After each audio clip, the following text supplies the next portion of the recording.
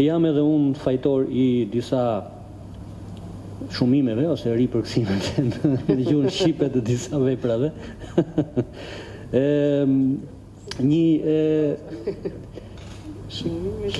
Shumime.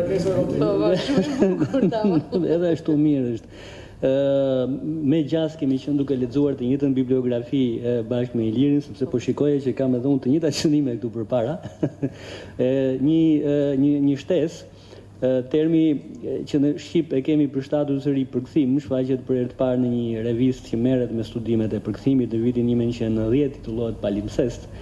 Edhe është prezantohet për herë të parë në atë revistë termi, pasi edhe artikulli është anglisht, Retranslation Hypothesis, do më thënë hipoteza e ripërkthimit, që do të thotë, nëse marrim këtë datën e zyrtarizimit të termit e ripërkthim, mbetet të kuptojmë që edhe në rastin e termit të së ndërtuar në Shqipëri përkthim kemi atë kalkun gjuhësor ose atë kalkun përkthimor që na vjen ca herë krejt natyrshëm dhe që në fakt Noli, Naimi apo kushdo tjetër që përmendë profesor Ruka, kalkun përkthimor e kanë jashtëzakonisht të zgjeruar dhe zakonisht kalket, meqense e di dhe gjuhën e shoh që I marrin nga greqishtja.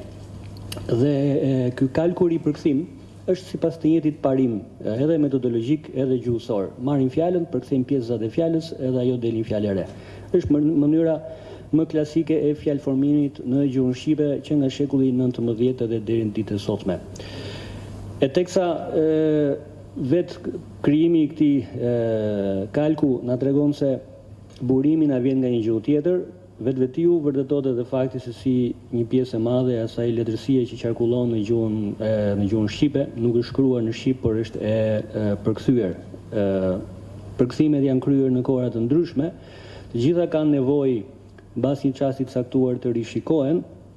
Ajo që do shtoja një arsye e shtimit, e shumimit të këtyre përkthimeve, nëse do matan arsyeve që u thanë përpara, do ishte edhe një element tjetër I rëndësishëm. Kemi disa vepra të periudhës klasike, edhe kam fjalën për periudhën klasike helenistike dhe romake, latine.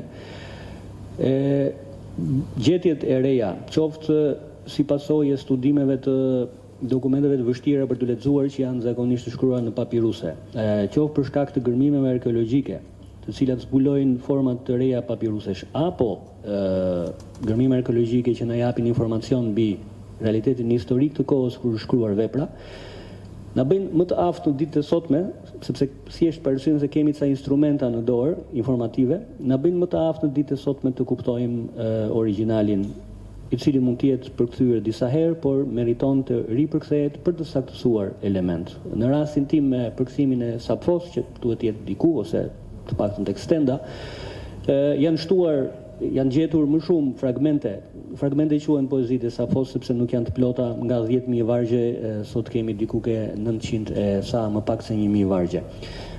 Vetë fakti që janë gjetur vargje të tjera, nuk kupton që përkthimi është, e them përkthimi sepse nuk jam I sigurt nëse variantet e përkthyer më herët janë përkthyer në origjinali.